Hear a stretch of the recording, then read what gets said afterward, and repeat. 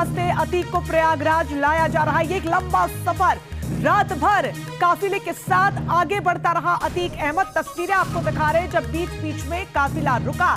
ऐसे में अलग अलग तस्वीरों के जरिए किस तरीके से काफिला धीरे धीरे आगे बढ़ रहा है, हम आपको बता रहे हैं। सुबह 5 बजे कोटा में पहुंचा था अतीक अहमद का काफिला। उसके बाद सुबह 7 बजे शिवपुर रुका कुछ देर के लिए काफिला, और फिर सुबह 6 बजे की बात करें तो 12 में भी रुका था। तो राजस्थान में यहाँ पर 2 बार काफिला रुका है, और राजस्थान में रात भर का जो सफर रहा, हालांकि धीमी रफ्तार से गाड़ियां जरूर थोड़ी चली क्योंकि रात का सफर था और किसी भी तरीके की कोई कैजुअलिटी ना हो, इसको लेकर ध्यान पूरा रखा गया। तो अतीक का काफिला शिवपुरी से झांसी की ओर आगे बढ़ रहा है। न्यूज नेशन पूरे रूट की पल पल की खबर आप तक पहुंचा रहा है। देखिए हमारे संवाददाता अवनीश चौधरी की ये खास रिपोर्ट।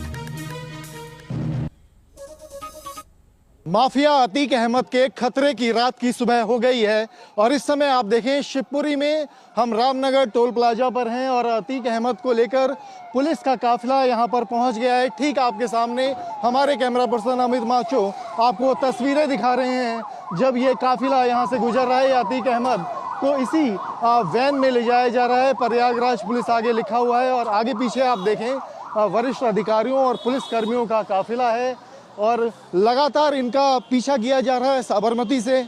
और इसके साथ ही आप देखें कि ये पूरा काफिला यहाँ से निकला है, और अब हम जा रहे हैं अपने इस काफिले के पीछे जा रहे हैं, और लगातार हमारी कोशिश है कि पल पल की रिपोर्टिंग हम आपको दें। और काफिला जब यहाँ से गुजर गया है तो ये झांसी की तरफ बढ़ गया है, जो बुंदेलखंड एक्सप्रेसवे होते हुए प्रयागराज तक जाएगा। वीडियो जर्नलिस्ट अमित माचो के साथ अवनीश चौधरी, न्यूज नेशन दिल्ली। तो इस पूरी खबर पर और ज्यादा अपडेट्स के लिए मानवेंद्र हमारे सहयोगी सीधा हमारे साथ जुड़ गए हैं। मानवेंद्र, क्या कुछ तस्वीरें इस वक्त देखने को मिलती है, हलचल क्या है?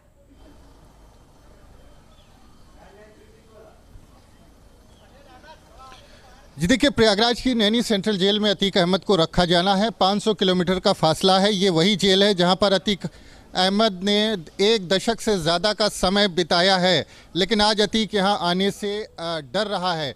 और अतीक अहमद की बात करें तो अतीक अहमद को जेल का किंग कहा जाता है। जहाँ पर अतीक अहमद रहता है वहाँ अपना सिस्टम डेवलप कर लेता है और सब कुछ उसके हिसाब से चलने लगता है। और जिस तरह से अहमदाबाद, यूपी की 7 जेलों के बाद अहमदाबाद भेजा गया था अतीक अहमद को, ताकि अतीक अहमद जेल के अंदर से आपराधिक गतिविधियों का संचालन न करे, लेकिन अहमदाबाद जेल से भी अतीक अहमद ने उमेश पाल का मर्डर करवाया। इससे ये साबित होता है कि अतीक अहमद ने वहाँ पर भी अपना सिस्टम जो है वो डेवलप कर लिया था। और आज वापस अतीक अहमद को इसी नैनी सेंट्रल जेल में लाया जा रहा है। तो आप अगर अंदर की बात करें तो हाई सिक्योरिटी बैरक तैयार किया गया है अतीक अहमद के लिए, और उसी बैरक में अली अहमद को रखा गया था जो अतीक अहमद का बेटा है। उसको सर्किल 1 की बैरक में शिफ्ट किया गया है। और हाई सिक्योरिटी बैरक की अगर बात करें तो सीसीटीवी से लेकर के जो सारे इंतज़ाम हैं उसका मुआयना किया है। तमाम अधिकारी अभी पहुंचे थे, और किसी भी सूरत में कोई दिक्कत क्या कुछ जानकारी मिल रही है, कब तक नैनी जेल जो सुरक्षा कर्मी हैं उनको अलग से काफिला? उनको चयन करके उस बैरक। अनुराग हमारे साथ जुड़ गए इस पूरी खबर पर और ज्यादा जानकारी के लिए। मानवेंद्र, मैं आपके पास लौटूंगी, लेकिन अनुराग कुछ ही देर में बस काफिला वहां पर पहुंचेगा, और मानवेंद्र तस्वीर भी दिखा रहे हैं कि किस तरीके से तैयारियां की गई हैं। चलिए मानवेंद्र, मैं आपका रुख करूंगी। तस्वीरें आप दिखा रहे थे, क्या कुछ जानकारी मिल रही है, कब तक नैनी जेल पहुंच सकता है ये काफिला?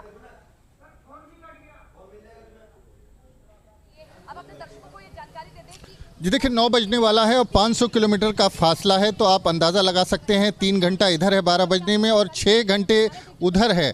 तो 6 बजे का अंदाज़ा अगर कल के हिसाब से देखा जाए तो 24 घंटे का आकलन था, लेकिन जो रफ्तार है वो गाड़ियां जल्दी कहीं रुकी नहीं हैं।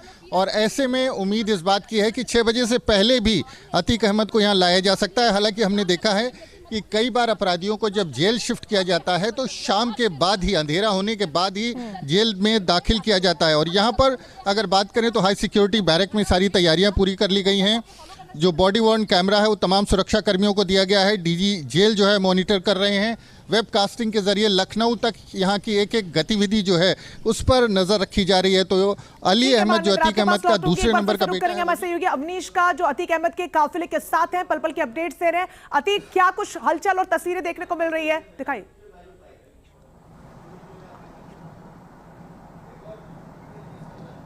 देखिए, हम इस समय झांसी पहुंचने वाले हैं। करीब 20 किलोमीटर का रास्ता और बाकी है। आप देखेंगे कि हम बिल्कुल अतीक अहमद के काफिले के साथ साथ चल रहे हैं।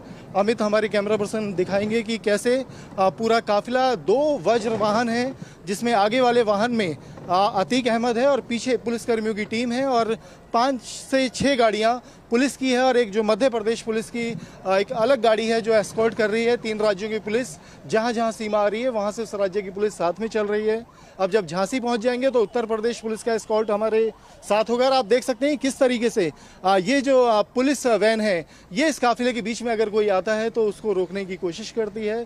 कोशिश है कि जो अतीक अहमद की गाड़ी है उसके आसपास नज़दीक में कोई भी गाड़ी ना आए, क्योंकि इस तरह के भी इनपुट मिले हैं कि झांसी से जो अतीक अहमद के लोग हैं वो डिस्टर्बेंस क्रिएट कर सकते हैं, काफिले में शामिल हो सकते हैं।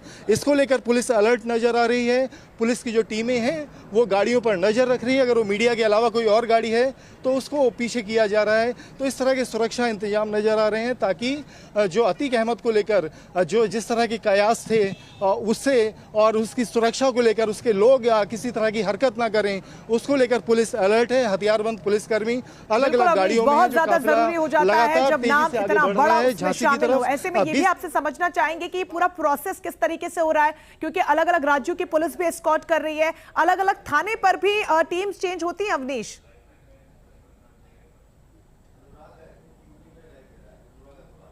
देखिए, उत्तर प्रदेश का गृह विभाग इस ये जो पूरा रूट है इसका कोऑर्डिनेशन कर रहा है। 3 राज्यों की पुलिस से लगातार संपर्क बना रहा है और रात में जो वरिष्ठ अधिकारी हैं वो भी अपनी अपनी जगहों पर अपने कंट्रोल रूम में लगातार जगे रहे हैं। और ये जो काफिला चल रहा है नॉन स्टॉप चल रहा है।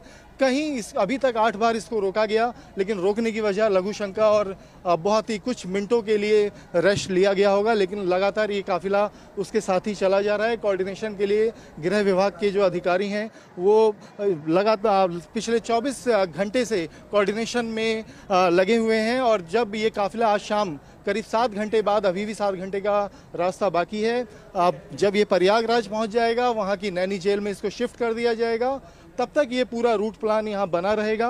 और ये वो सारे इंतजाम हैं जो हम कल से लगातार देख रहे हैं पुलिस के।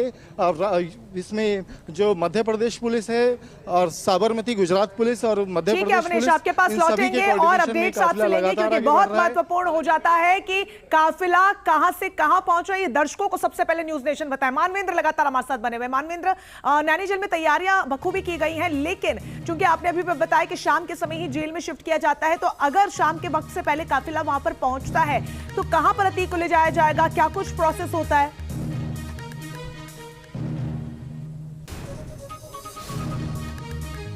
ये देखिए, एक वैकल्पिक व्यवस्था की गई है पुलिस लाइन में। पुलिस लाइन में एक अलग से रूम है जो जिसको एक हाई सिक्योरिटी रूम के तर्ज पर बनाया गया है। तमाम पुलिस के लोगों की वहाँ पर ड्यूटी लगाई गई है, सिपाही तैनात किए गए हैं, पुलिस इंस्पेक्टर्स वहाँ पर मौजूद हैं। तो आप देखें तो ये जेल जो है, इसके अलावा दूसरा विकल्प पुलिस लाइन है। लेकिन देखना ये होगा कि सबसे पहले अतीक को कहाँ लाते हैं। और जिस तरह से जो अगर रास्ते की बात करें, अभी 500 किलोमीटर के आसपास का जो रन है वो बाकी है। तो 500 किलोमीटर आने में निश्चित तौर पर शाम हो जाएगी और उसके बाद अतीक अहमद को जेल में दाखिल किया जा सकता है। और अगर उससे पहले भी अतीक अहमद को लाएं तो जेल में ले जा सकते हैं। आमतौर पर देरी जानबूझ के की जाती है ताकि जो लोग हैं, समर्थक हैं, भीड़ है, वो ना उमड़ने पाएँ। तो किस तरह के इंतज़ाम होंगे, समर्थकों की किस तरह से भीड़ जुटेगी और किस तरह से लोग आएंगे, इसका ध्यान रखा जाएगा। लेकिन आपको बता दें कि अतीक अहमद की अगर बात करें तो अब इसके पहले जब भी अतीक अहमद पेशी पर प्रयागराज लाया गया है तो भारी भीड़ जुड़ती थी कचहरी में, कोर्ट में, और तिल रखने की जगह नहीं रहती थी। और कुछ ही देर में झांसी काफिला पहुंचेगा। क्या कुछ वहां पर हलचल देखने को मिल रही है, क्योंकि सबसे ज्यादा सेंसिटिव एरिया इस वक्त जो है वो झांसी बना हुआ है, क्योंकि सहयोगी अवनीश भी बता रहे थे कि वहां से कुछ साथी जो है अतीक के, वो शायद कुछ गड़बड़ी करे, उसको लेकर पुख्ता इंतजाम है। तस्वीरें क्या कुछ?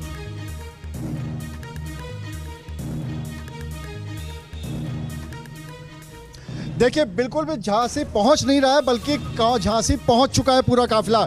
और आप झांसी पहुंच चुका है। जो कि रक्षा टोल प्लाजा था उसको भी क्रॉस कर चुका है।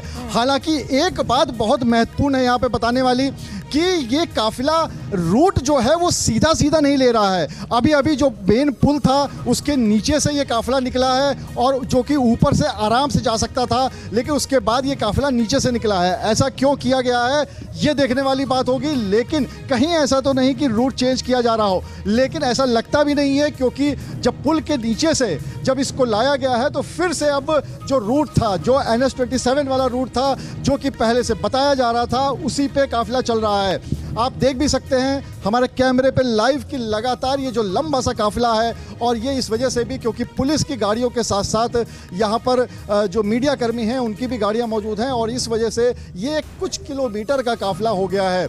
और ये लगातार जो पुल था, जो मेन रोड थी, उससे बगल में जो सर्विस लेन होती है उस सर्विस लेन में ये काफिला चल रहा है। इसका क्या कारण है? क्योंकि अगर ऊपर वाला जो पुल है, ऊपर वाली जो रोड है, अगर वो खराब होती तो जो दूसरी गाड़ियां हैं वो भी ना आ जा पा रही होती, लेकिन जो दूसरी कॉमन वाहन हैं वो आसानी से आ जा रहे हैं। और यहाँ पे अब झांसी शहर के अंदर काफिला जा रहा है।